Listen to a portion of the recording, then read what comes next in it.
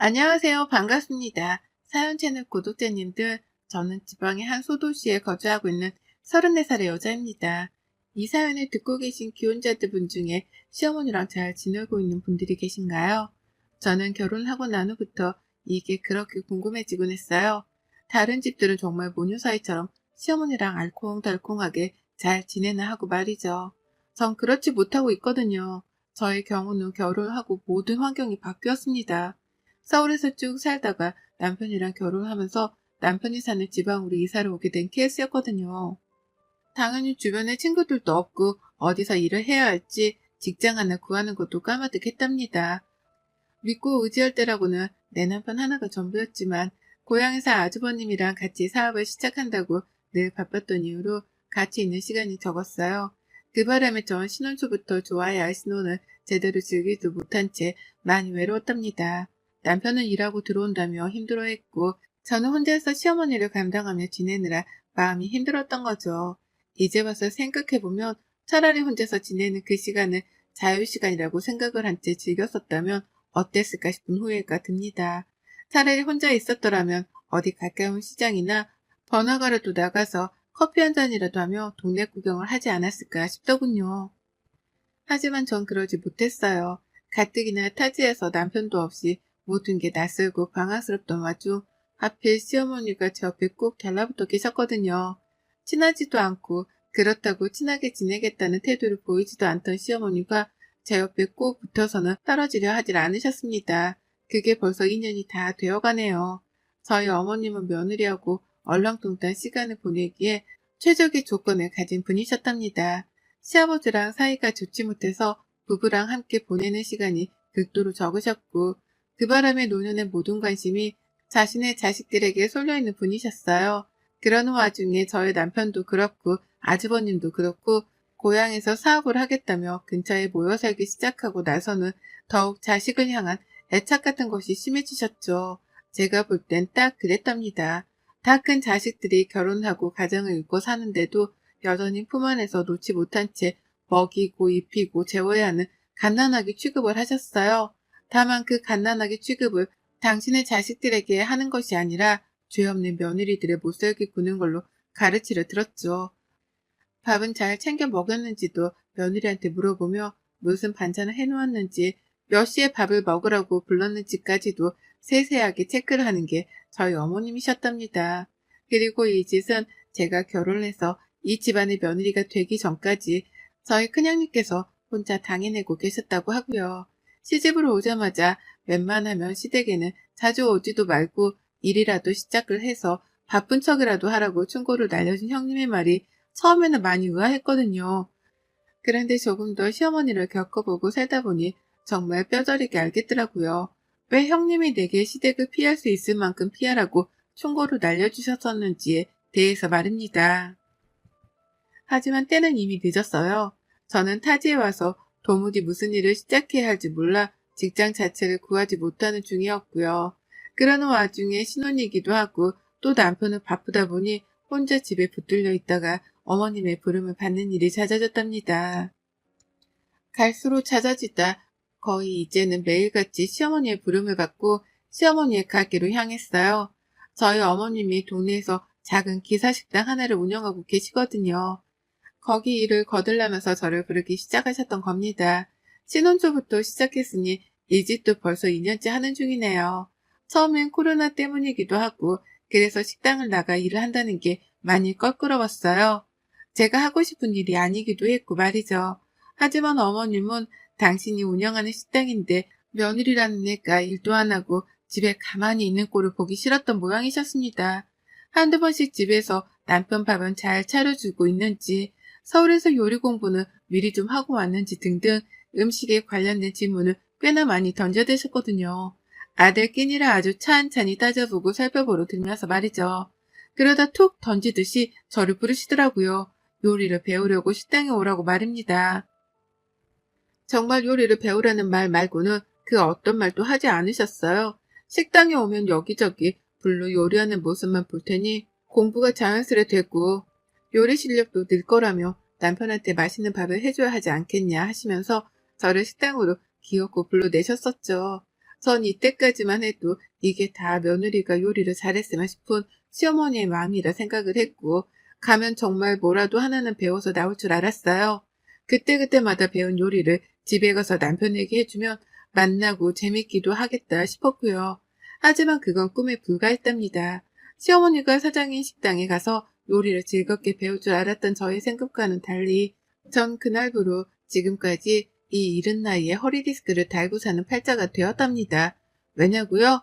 허구한 날 허리를 숙이고는 바닥에서 식당 설거지를 하는 걸로도 모자라 식당에서 매일같이 나가는 반찬이던 김치랑 콩나물 무침, 그리고 어묵볶음을 소스에 버무리는 잡일을 도맡았거든요. 그 바람에 목욕탕에서 때를 밀 때나 볼 법한 조그마한 플라스틱 의자 위에 앉아서는 남편이 퇴근하는 시간 직전까지 쭈그려 허리를 숙인 채 반찬만 담그고 설거지를 했네요. 믿기 힘들었습니다. 지금 사연을 쓰는 이 순간까지도 내가 그 짓을 정말 아무런 반발 없이 시키는 대로 했다는 게 믿겨지지 않아요. 하지만 초창기 신혼이었던 그 시절 저에게 시어머니는 너무나 어려운 존재였습니다. 오라고 하니 가야 할 것 같았고 가뜩이나 인상도 안 좋으신 분이 표정을 더 굳히면서 요리를 배우러 오라 하셔서 네라는 대답이 절로 나왔었죠. 그렇게 가서 하루 종일 남의 식당에서 잡일을 하며 버텼고 배운 요리라고는 시어머니가 이미 만들어 놓은 양념에 절이기만 하는 배추랑 섞어대는 것, 참기름이랑 소금에 콩나물 비비기, 그리고 또 어머님이 만들어 놓은 양념에다가 버무리는 어묵이 전부였답니다. 제가 자발적으로 할 줄 아는 요리 하나도 배운 게 없는데 뭘 할 줄 알겠나요? 그냥 집에서 유튜브 틀어놓고 백종원 선생님 영상 보는 게 훨 빠르게 요리를 배우는 방법이었네요. 같은 식당 안에서 시간을 보내는 동안 저는 몸만 힘들었던 게 아니었습니다.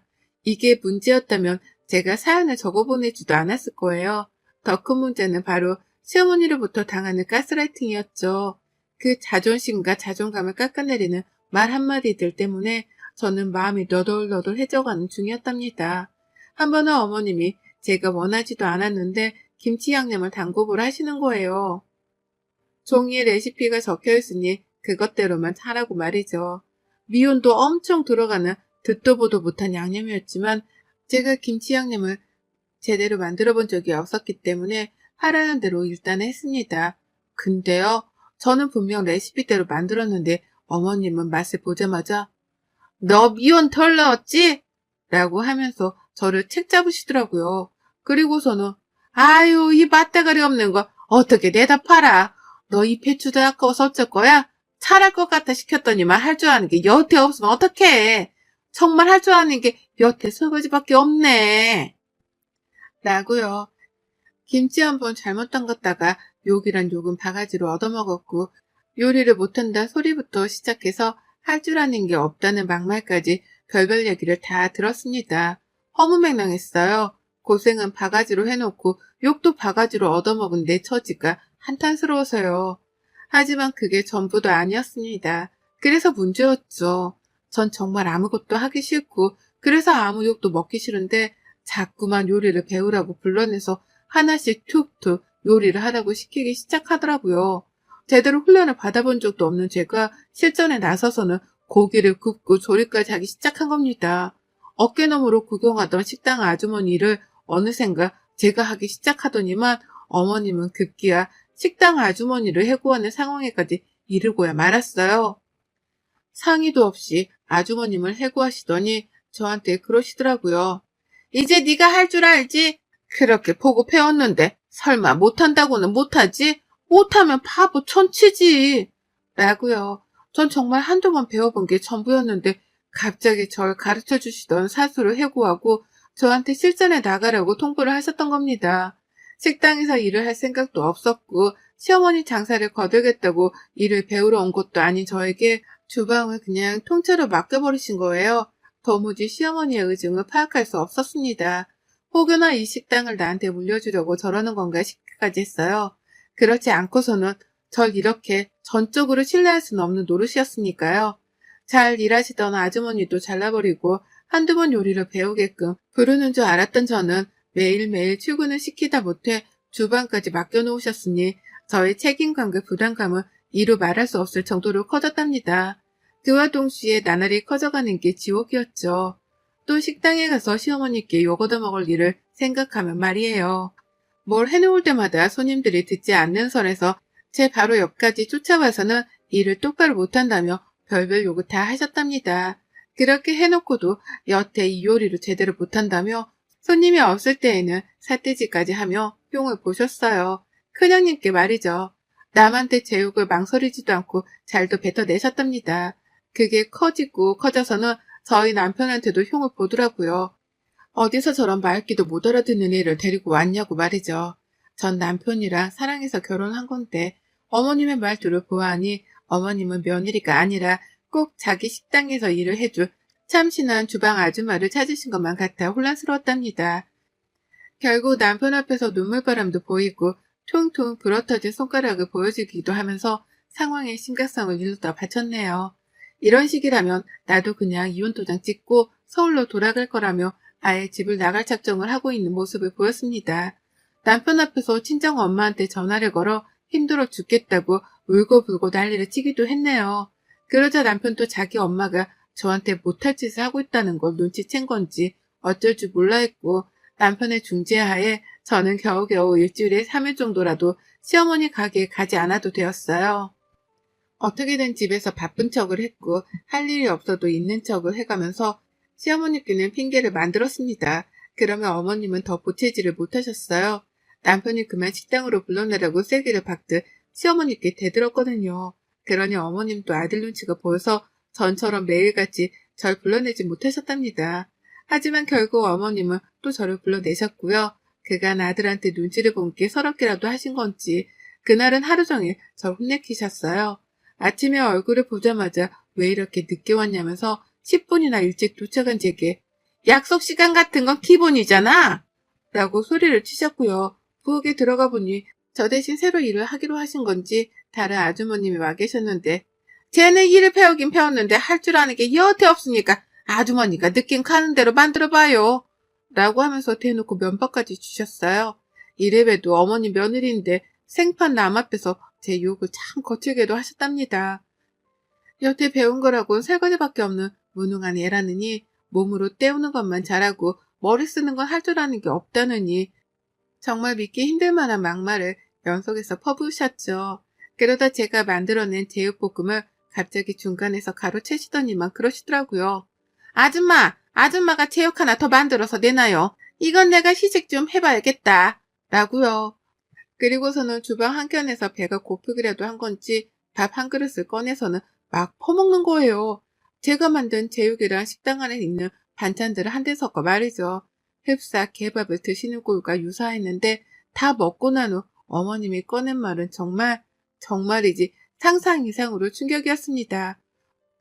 방금 전 케밥을 비벼 먹은 건 시어머니셨으면서 저한테 그러시더라고요. 맛도 없는 케밥을 먹는 시엠이 보니 좋냐? 좋아? 이것도 음식이라고 만들어서 대답할 생각을 해? 하여간 무능하긴. 라고요. 그리고 전 이 말을 듣자마자 저는 인내심을 보일 수 없다고 판단을 해서 앞치마를 걷어 벗어 던졌습니다. 시어머니는 아주 살짝 예상이라도 했다는 듯이 절 위아래로 훑어보며 아주 기분 나쁠 만한 표정을 짓고 말씀하셨죠. 그래? 나가게? 능력도 없고 끈기도 없고 노력도 안 하고 민수가 어떻게 똑같은 걸 며느리라고 데려와서 지금 집에 있는 네 형님도 잘한 건 없었다만 너처럼 개차반은 아니었다. 가! 아주 가버려! 라고요. 반항을 하는 애의 군기를 꽉 잡기라도 하겠다는 듯이 더욱 날이 서고 비아냥거리는 표정으로 저에게 나가려고 점점 소리까지 치시더라고요. 제 눈에서는 울컥한 나머지 눈물이 왈칵 쏟아지려 하는 중이었는데 시어머니는 그런 표정 따위는 안 먹힌다는 자세로 나가라니까 내 말 안 들리니? 라며 끝까지 날 선 태도만 보이셨습니다. 그리고 전 그때 더욱 절실하게 깨우쳤어요. 어머님은 정말 나를 며느리로 봐주신 게 아니라 그저 식당에서 일을 해줄 직원으로만 봐주신 거라고 말이죠. 그간 저 제대로 된 월급도 못 받고 일했거든요. 요리를 배운다는 명목하에 불려온 거라서 제대로 된 월급 얘기조차 나눠본 적이 없었습니다. 고용계약서 따위는 당연히 본 적도 없었고요. 저번에 주방 아주머니를 그냥 해고하신 것도 이제 보니 직원한테 나가는 불필요한 월급을 줄이기 위한 어머님의 술수였더라고요. 코로나 때문에 장사가 전처럼 잘 되지 못하는데 꽁으로 일해줄 며느리가 생겼으니 주방 아줌마는 필요 없다고 판단을 하고 잘라버리셨던 겁니다. 그리고는 저를 직원 대신으로 써먹으려 하다가 제가 너무 힘들어하고 아들까지 나서서 그러지 말라 화를 내니 심술이 났던 거죠. 아무리 앞뒤 상황을 재보고 따져봐도 정말 어머님이 이렇게 생각을 하셨다는 확신 말고는 들지 않았어요. 그걸 알고 나니 저도 너무 속이 상했죠. 나를 얼마나 만만하고 우습게 봤으면 월급 한 푼 제대로 줄 생각도 안 한 채 부려먹으려고만 하셨나 싶어 말입니다. 어떻게 내 남편한테서 이런 독한 시어머니가 있을 수 있는지 싶어 말문도 막혔었네요. 나에게 이번 생에 좋은 시어머니란 없나 보다 하는 마음에 이미 결혼을 한번 실패한 게 아닌가 싶은 암울한 생각도 들었고요. 그리고 전 차라리 이혼을 해서라도 21세기의 종로로서 당하는 이 상황의 판을 당장 뒤집어 놔야겠다 싶었습니다. 그래서 손님이 딱 두 분 계시던 테이블 쪽으로 나가 울먹이며 소리쳤어요. 제가 무슨 노예도 아니고 월급 한 푼 안 주시고 이러는 게 어딨어요. 제가 경찰에 신고해야 속이라도 시원하시겠어요? 저희 엄마가 이 꼴 보면 피눈물 흘리세요. 라고요. 딱 두 분 있던 손님들은 무일푼으로 개고생한 걸로 추정되는 저를 보고서는 눈이 휘둥그레져서 밥도 먹다만 채 쳐다보셨고요. 힘들어 죽겠다고 더 대성통곡을 하며 울부짖다 보니 손님은 어느새 둘이 아니라 6으로 늘어나 있더라고요. 시어머니는 그제서야 당황하신 건지 큰 소리는 숨기신 채 야, 너 주방으로 들어와 얼른! 라고 하며 절 데려가라 하셨어요. 하지만 제가 손사래를 치며 주방엔 더는 들어가기 싫다고 더욱 크게 울부짖으니 그제서야 저희 아버지뻘 연세로 보이는 분들께서 거 싫다는데 라며 한마디씩 거드셨습니다. 무일푼으로 일을 시켰다고? 아이고 사장님도 참 요즘 세상 물정을 모르네. 아직도 이런 악덕업체가 있나? 라면서 제 말에 공감까지 해주고는 시어머니 들으라며 쓴소리도 날려주셨고요. 결국 어머님은 변명을 한다며 손님 앞에서 우리 며느리예요 라고 부진한 설명을 했고 저는 앞으로는 아니에요. 무일푼으로 개고생만 하다가 이제 더는 못 참겠어서 이혼하려고요. 라는 말을 남기고선 식당을 나섰습니다. 뒤에서 어머님이 애타게 부르는 목소리가 저 멀리까지 들려왔지만 뒤도 안 돌아보고 그 길로 집에 돌아왔습니다. 장사 때문에 식당을 차마 나서지도 못한 시어머니께서는 그렇게 한참 저를 부르다가 안 되겠다 싶었던지 도로 식당으로 들어가신 것 같고요. 그리고 전 그날 인생 처음으로 리뷰라는 걸 적어봤어요. 살면서 배달 음식을 시킬 때에도 리뷰 쓰는 게 귀찮아서 이벤트 같은 건 한 번도 해본 적이 없던 저였거든요. 리뷰 쓰는 조건으로 뭐 하나 공짜로 주겠다는 옵션도 관심 없어 하던 게 저였습니다. 근데요, 시어머니 가게만큼은 안 되겠더라고요. 비록 손님이 어쩌다 6명까지 모이긴 했지만 그 6명의 손님도 더 이상 시어머니 식당에 가지 말길 바랬습니다. 이런 악덕 사장이 운영을 하는 식당 안에는 그 어떤 손님들도 오지 않고 파리만 날아다니길 바랬던 거죠. 그래서 정말 장문으로 리뷰를 남겼습니다. 어떻게 남겼는지 아세요? 시어머니가 고꾸라지실 정도로 아주 빡세게 리뷰를 남겼네요. 그간 식당 안에서 내 처지가 우습다며 남편에게 보내려고 찍은 사진 여럿이 있었거든요. 쭈그려 앉아서 김치 담그고 요리하는 모습들을 말이죠. 거기에다가 자세히 보니 미혼이라고 써있는 봉다리가 큼지막하게 찍힌 사진도 있더라고요. 그뿐이게요. 주방꼴이 아주 더럽다 못해 개판인 사진도 있었고 평소처럼 시어머니가 아무거나 집어먹으면서 저한테 잔소리를 퍼붓고 난 후 설거지나 하라면서 승질을 잔뜩 부리고 나가는 모습까지도 사진에 찍혀 있었습니다. 자세히 보니 남편한테 보여주겠다고 찍은 동영상이어서 제가 더 까무라치게 놀랐죠. 이런 걸 찍어놓은 생각을 다 했다며 저 스스로를 얼마나 기특게 했었는지요. 그걸 캡처해서는 리뷰에다가 사진까지 첨부를 해서 장문으로 글을 남겼습니다. 이걸로 분이 안 풀려서 지역 맘 카페에다가도 글을 올렸어요. 악덕 사장이 시모인데 이걸 어쩌냐면서 식당 더러운 것부터 시작해 사장이 인성이 글러먹었다는 말까지 아주 속이 쌓인 것들 분풀이를 하듯 쏟아냈어요. 그러자 정말 1시간도 되질 않아 시어머니한테서 전화가 걸려왔습니다. 지역 주민 반응 이런 거에 상당히 민감한 분이셨거든요. 배달하는 거 주문받을 때에도 리뷰 신경 쓰라고 잔소리를 퍼붓던 어머님이셨죠. 그래서일까요? 어디서 누구한테 들었는지 모르겠지만 저한테 너 리뷰 이거 뭐니? 라면서 파르르 떨리는 목소리로 전화를 하셨습니다. 그리고 전 솔직하게 말씀드렸죠. 왜요? 제가 틀린 말 적어놨어요? 사실인데 뭘 놀라고 그러세요? 라고요. 놀람이 진정되지 않은 건지 시어머니는 너 이거 당장 치워. 내가 지금 집에 가리. 당장 치워라. 너 이런 게 얼마나 타격이 심한 줄 알아? 라면서 걱정이 되지도 않는 당신의 가게 사정을 제게 털어놓더라고요. 장사가 안 되면 어쩌려고 그러냐면서 얼른 글 지우라고 파르르 떨리는 목소리로 점차 격앙이 되어서 말씀을 하시는데 아유 다 개소리 같았습니다. 그래서 저는 신이 나서 방방 뛰며 더욱 큰 소리로 어머님께 질러버렸죠. 사실대로 적은 거 뭔데 지우라 말아 하세요.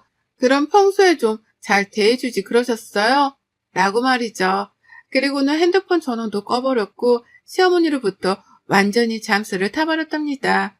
몇 시간이 지나도록 리뷰는 지우지 않았고 카페 글을 보니 댓글은 장난이 아니더라고요.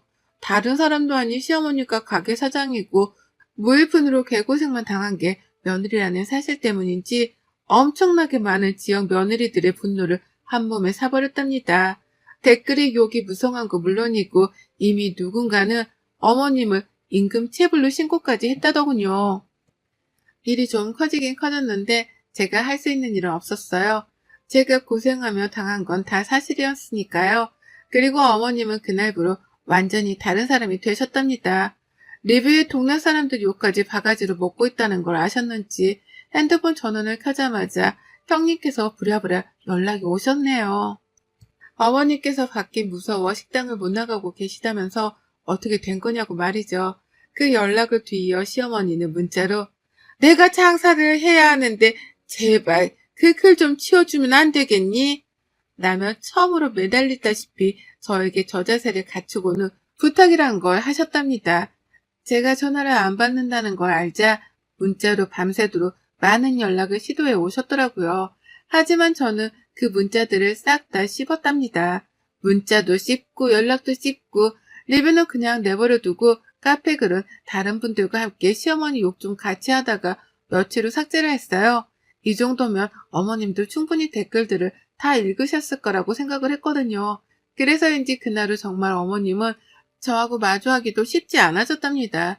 제가 또 가게를 가지고서 카페에 글을 올리고 자신에게 욕을 먹일 수 있다고 생각하는 건지 애초에 저를 식당으로 더 이상 불러내지도 않고 계세요. 찾질 않으시니 저도 식당에 갈 일이 없고 할 일도 없네요. 그 덕에 이제라도 몸이 편해져가는 중이고 시어머니가 깨갱하셨다는 생각만으로 제 마음까지 깃털처럼 날아갈 듯 합니다.